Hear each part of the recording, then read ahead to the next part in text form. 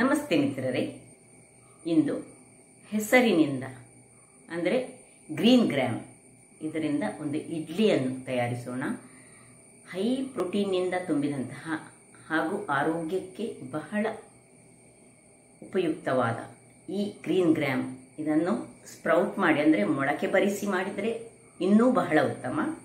ಇವತ್ತು ನಾನು ಈ ಗ್ರೀನ್ ಗ್ರಾಮಿಗೆ ಸ್ವಲ್ಪ ಪನ್ನೀರನ್ನು ಫಿಲ್ ಮಾಡಿ ಬಹಳ ರುಚಿಕರವಾದ ಒಂದು ಇಡ್ಲಿಯನ್ನು ತಯಾರಿಸಿದ್ದೇನೆ.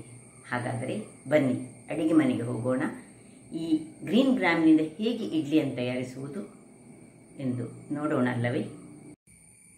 ನಮಸ್ತೆ ಮಿತ್ರರೇ, ನೋಡಿ ಇವತ್ತು ನಾವು ಈ ಹೆಸರಿನಿಂದ ಅಂದರೆ ಗ್ರೀನ್ ಗ್ರಾಮ್ನಿಂದ ಇಡ್ಲಿಯನ್ನು ಮಾಡೋಣ.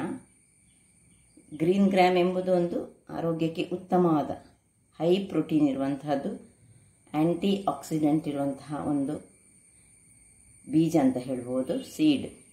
ಇದನ್ನು ನಾನು ನಿನ್ನೆ ರಾತ್ರಿ ನೀರಿನಲ್ಲಿ ನೆನೆಸಿಟ್ಟುಕೊಂಡಿದ್ದೇನೆ.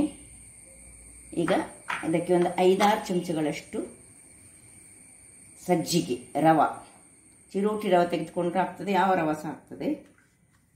1 ಚಮಚದಷ್ಟು ಜೀರಿಗೆ, 1 ಚಮಚದಷ್ಟು ಸಾಸಿವೆ, 1 ಚಮಚದಷ್ಟು ಇದು ಚನಾ ದಾಲ್ ಅಂದರೆ ಕಡಲೆ ಬೇಳೆ, ಒಂದು ಅರ್ಧ ಇಂಚಿನಷ್ಟು ಶುಂಠಿ,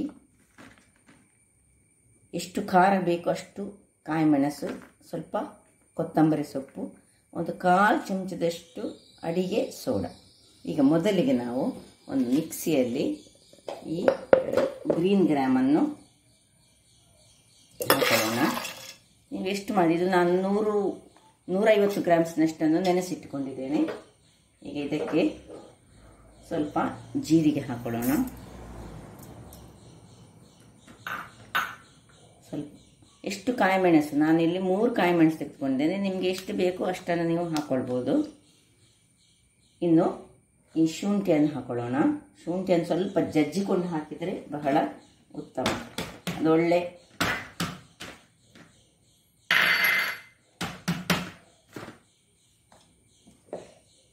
ಇಲ್ಲಿ ನಾನು ನಿಮಗೆ ಈ ಪನ್ನೀರನ್ನು ಹೇಳಲಿಕ್ಕೆ ಮರ್ತು ಬಿಟ್ಟೆ. ಪನ್ನೀರಿನ ಅಗತ್ಯ ಉಂಟು. ನಾವು ಪನ್ನೀರನ್ನು ಫಿಲ್ಲಿಂಗ್ ಮಾಡಿ ಈ ಒಂದು ಇಡ್ಲಿಯನ್ನು ಮಾಡ್ತಾ ಇದ್ದೇವೆ. ಈಗ ಇದಕ್ಕೆ ಸ್ವಲ್ಪ ನೀರು ಹಾಕಿ ಈ ರವೆಯನ್ನು ಸಹ ಹಾಕ್ಕೊಂಡು ನಾವು ಗ್ರೈಂಡ್ ಮಾಡ್ಕೊಳ್ಳೋಣ. ನಾನು ಗ್ರೈಂಡ್ ಮಾಡಿ ತರ್ತೇನೆ ವೀಕ್ಷಕರೇ. ಇಷ್ಟ ಆಗುವಾಗ ನೋಡಿ ಇದಕ್ಕೆ ಕೊತ್ತಂಬರಿ ಸೊಪ್ಪನ್ನು ಹಾಕೊಳ್ಳೋಣ. ಕೊತ್ತಂಬರಿ ಸೊಪ್ಪನ್ನು ಒಳ್ಳೆ ಹೀಗೆ ಕಟ್ ಮಾಡಿಕೊಂಡು ಹಾಕ್ಕೊಂಡು ಇನ್ನು ಸ್ವಲ್ಪ ನೀರನ್ನು ಹಾಕ್ಕೊಂಡು ನಾನು ಪುನಃ ಗ್ರೈಂಡ್ ಮಾಡ್ತಾಯಿದ್ದೇನೆ. ಇದನ್ನು ಗ್ರೈಂಡ್ ಮಾಡ್ತಾ ಇರ್ತೇನೆ. ನೋಡಿ ವೀಕ್ಷಕರೇ, ನೋಡಿ ಈ ರೀತಿಯಾಗಿ ಬರಬೇಕು. ಈಗ ಇದನ್ನೊಂದು ಮಿಕ್ಸಿಗೆ, ಒಂದು ಬೌಲಿಗೆ ಟ್ರಾನ್ಸ್ಫರ್ ಮಾಡೋಣ.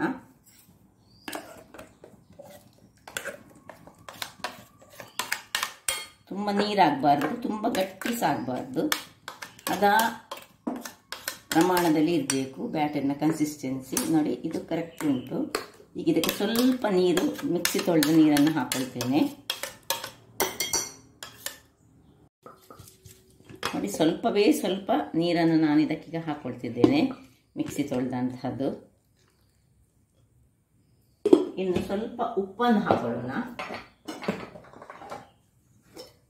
ಇಲ್ಲಿ ಬೇಕಿದೆ ನಿಮಗೆ ಸ್ವಲ್ಪ ಸ್ವೀಟ್ ಬೇಕಂತಿದ್ರೆ ಬೆಲ್ಲ ಅಥವಾ ಸಕ್ಕರೆಯನ್ನು ಹಾಕ್ಕೊಳ್ಬೋದು. ನಾನು ಹಾಕ್ತಾ ಇಲ್ಲ. ಸೊ ರುಚಿಗೆ ತಕ್ಕಷ್ಟು ಉಪ್ಪನ್ನು ಹಾಕ್ಕೊಂಡು ಒಳ್ಳೆ ತಿರುಗಿಸ್ಕೊಳ್ಳೋಣ. ತಿರುಗಿಸಿ ಈಗ ಇದನ್ನೊಂದು 10 ನಿಮಿಷಗಳ ಕಾಲ ಸ್ವಲ್ಪ ನೆನೆಯಲಿಕ್ಕೆ ಬಿಡಲಿಕ್ಕುಂಟು. ಮುಚ್ಚಿಕೊಂಡು ನೆನೆಯಲಿಕ್ಕೆ ಬಿಡೋಣ.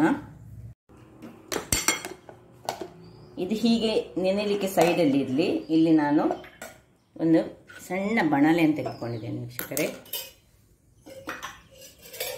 ಅದಕ್ಕೆ ಸ್ವಲ್ಪ ಎಣ್ಣೆಯನ್ನು ಹಾಕಿ ಒಂದು ಚಮಚ ಸಾಕು.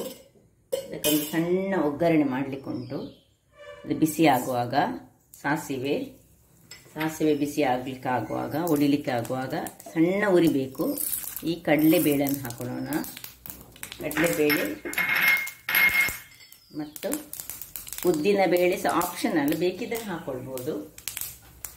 ಮತ್ತು ಇನ್ನು ಕರಿಬೇವಿನ ಸೊಪ್ಪನ್ನು ಸಣ್ಣದಾಗಿ ಸ್ವಲ್ಪ ಕತ್ತರಿಸಿಕೊಂಡು ಹಾಕೊಳ್ಳೋಣ.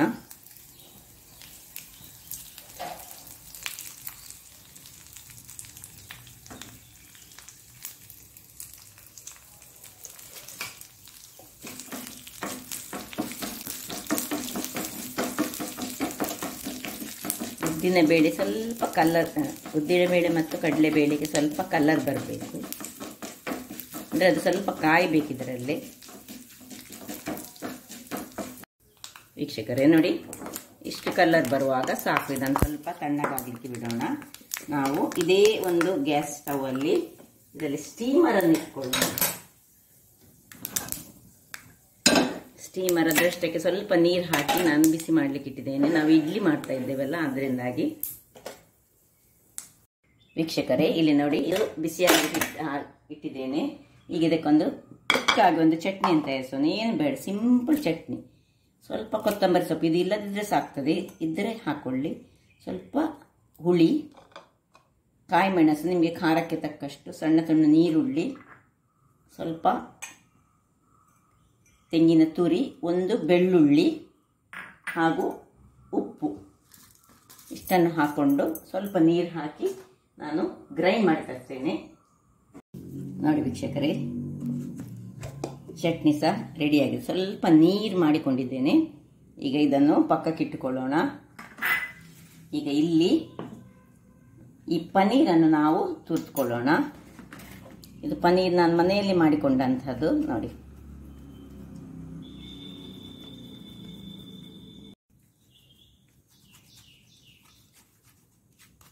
ನೋಡಿ ಎಲ್ಲ ಪನ್ನೀರನ್ನು ಹೀಗೆ ತುರಿದಿಟ್ಟುಕೊಂಡೆ. ಇದು ಆಪ್ಷನಲ್, ನಿಮಗೆ ಬೇಕಿದ್ರೆ ಮಾತ್ರ ಯೂಸ್ ಮಾಡ್ಬೋದು. ಈ ಪನ್ನೀರ್ ರೆಡಿ ಆಯಿತು. ಈಗ ಇಲ್ಲಿ 10 ನಿಮಿಷಗಳ ಕಾಲ ನೆನೆದಂತಹ ಇದು ರೆಡಿಯಾಗಿದೆ ನೋಡಿ.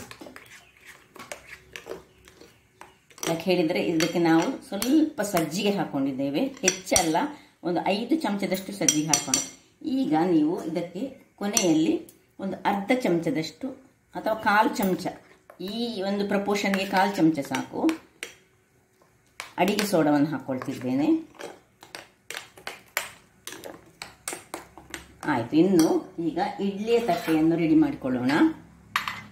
ಅದರ ಮೊದಲು ಈ ನಾವು ಮಾಡಿದಂತಹ ಒಗ್ಗರಣೆಯನ್ನು ಇದಕ್ಕೆ ನೋಡಿ, ಇದು ಸಣ್ಣಗಾಗಿದೆ, ಇದಕ್ಕೆ ಮಿಕ್ಸ್ ಮಾಡಿಕೊಳ್ಳೋಣ.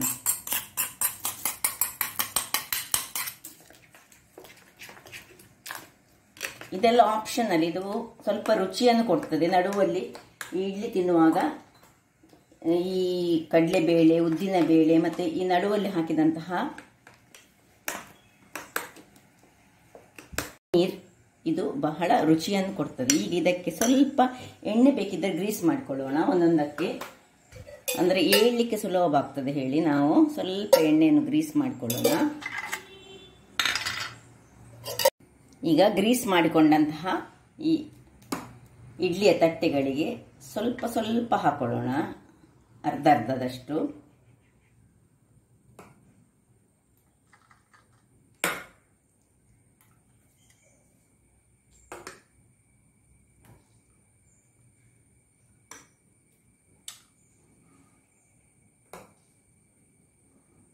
ಇನ್ನು ಅದರ ಮೇಲೆ ನಡುವಲ್ಲಿ ಸ್ವಲ್ಪ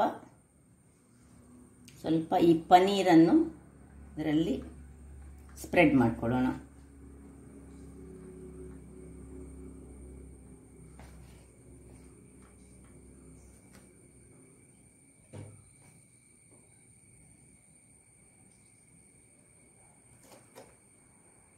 ಇದು ಮಕ್ಕಳಿಗಂತೂ ಬಹಳ ಖುಷಿಯಾಗುವಂತಹ ಒಂದು ಇಡ್ಲಿ,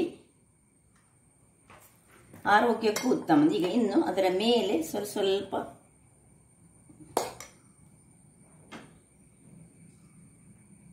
ಇದು ಫಿಲ್ಲಿಂಗ್ ಮಾಡಿದ್ದು ನಾನು.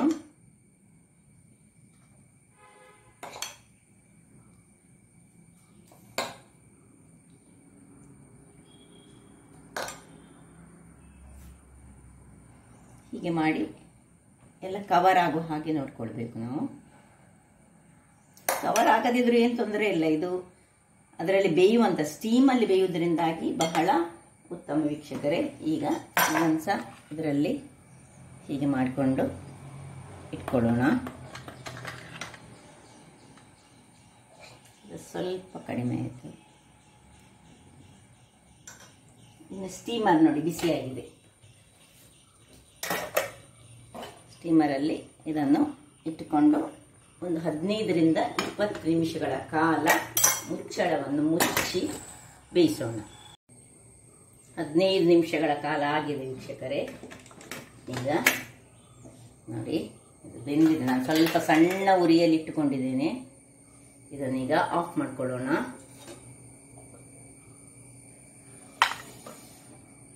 ಈಗ ಸ್ವಲ್ಪ ತಣ್ಣಗಾಗಲು ಬಿಡೋಣ. ವೀಕ್ಷಕರೇ ನೋಡಿ ತಣ್ಣಗಾಗಿದೆ.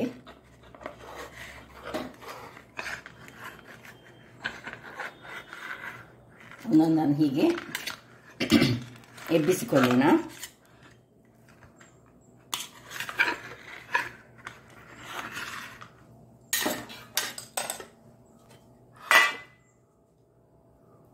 ನೋಡಿ ಹೇಗೆ ಬಂದಿದೆ ನೋಡಿ.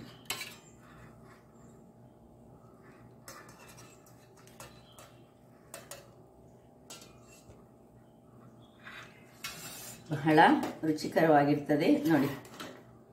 ಕಟ್ ಮಾಡಿ ನಡುವಲ್ತದೆ, ಬಿಸಿ ಉಂಟು.